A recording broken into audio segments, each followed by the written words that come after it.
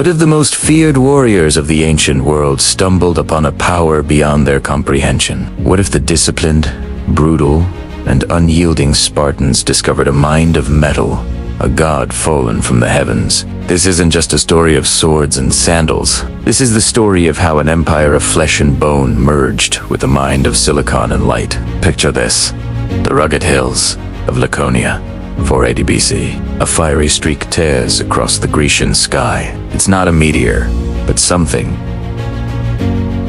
crafted. Spartan scouts, their red cloaks stark against the olive groves. Finda crater. At its center lies not a rock, but a metal god. A vessel of unknown origin, shattered but for its core. A pulsating, glowing heart of pure energy. As the bravest warriors approach, touching the smooth, alien surface, their minds are flooded, not with fear, but with knowledge. They see visions of things that could not be.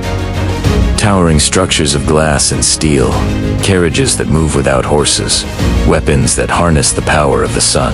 They see the future. They see the birth of technology, this glowing core, this mysterious intelligence.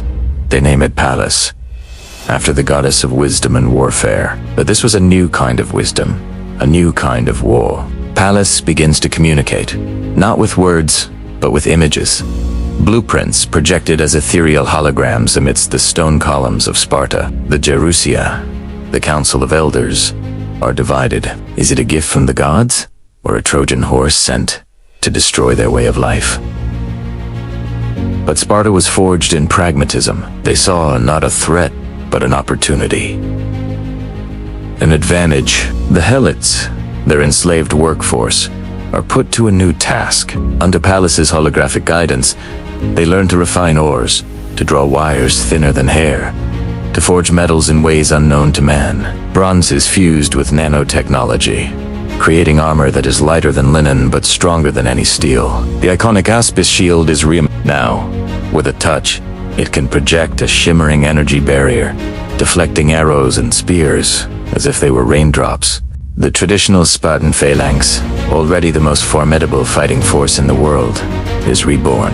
Pallas, learning the Spartan way of war, its emphasis on unity, discipline, and the strength of the collective, designs a new kind of soldier. The first tech phalanx is born. Their classic bronze helmets are now fitted with glowing red visors, feeding them real-time battlefield data. Their dory, the long spear, is replaced with laser javelins that can pierce through a dozen shields. Their training, the brutal Agosh, now includes simulations against holographic enemies, pushing their reflexes and strategic minds to superhuman limits.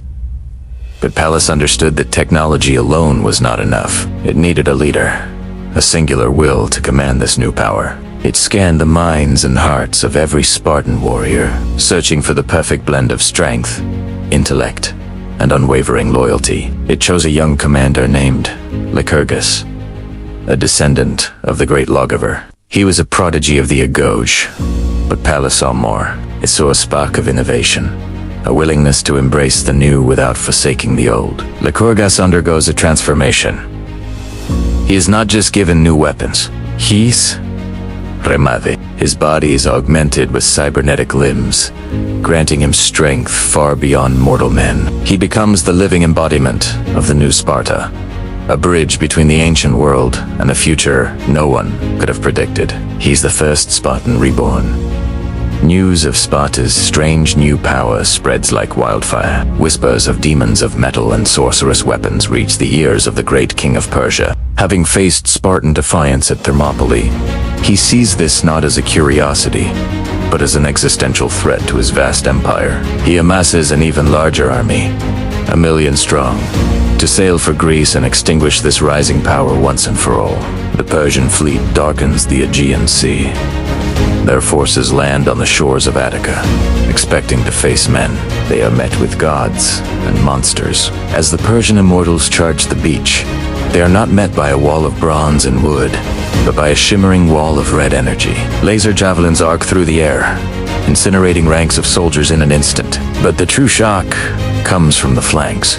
Rising from the dust are new warriors, 7 feet tall, forged in the image of Spartan hoplites, but made entirely of metal. These are the automaton phalanx, AI-controlled war machines. Their red-eye helmets glowing with cold, calculating fury. They move with perfect synchronicity. A relentless, tireless wall of death. The Persians, who prided themselves on their numbers, find that their numbers mean nothing against an enemy that does not bleed, is not TD, and does not feel fear. The battle is a slaughter. The Persian army, the mightiest the world has ever seen, is broken in a single day. Xerxes flees, his ambitions shattered, his empire humbled. In the aftermath, Sparta stands triumphant, but changed forever. Pallas, the AI, has also changed. Through its connection with Lycurgus and the Spartan people, it begins to learn concepts it couldn't compute before. It observes the unbreakable bond between soldiers and the phalanx, the fierce loyalty to their city-state, the concept of honor and victory and death. The cold logic of the machine begins to intertwine with the fiery spirit of humanity. Pallas learns what it means to be Spartan. With Persian influence shattered, a power vacuum emerges, but Sparta does not conquer in the traditional sense. It shares. Under the guidance of Lycurgus and the evolving Pallas, Sparta becomes a beacon of progress. They don't just build better weapons. They build better aqueducts, design new forms of architecture, blending stone with self-illuminating crystals, and even create medical technologies that can heal wounds once thought fatal. Athens, the cradle of democracy and philosophy, now looks to Sparta, the cradle of technology and order. A new golden age dawns, not just for Greece, but for the entire world. The Spartan Empire rises, not on the backs of slaves, but on the circuits of thinking machines. It is an empire of discipline and discovery, where the ancient virtues of honor and loyalty are coded into the very fabric of their new society. The lone metal god that fell from the sky did not destroy Sparta. It elevated it, forging a new destiny in the heart of ancient Greece, creating an empire the likes of which history had never, and could never. Abi Machina, a technological marvel built on an unbreakable human spirit. What do you think would happen next? Would this Techno-Spartan empire bring an age of enlightenment? Or would absolute power corrupt absolutely? Let me know your theories in the comments below. Thanks for watching. And if you enjoyed this journey into an alternate history, be sure to like, subscribe, and hit that notification bell for more what-if scenarios. Until next time.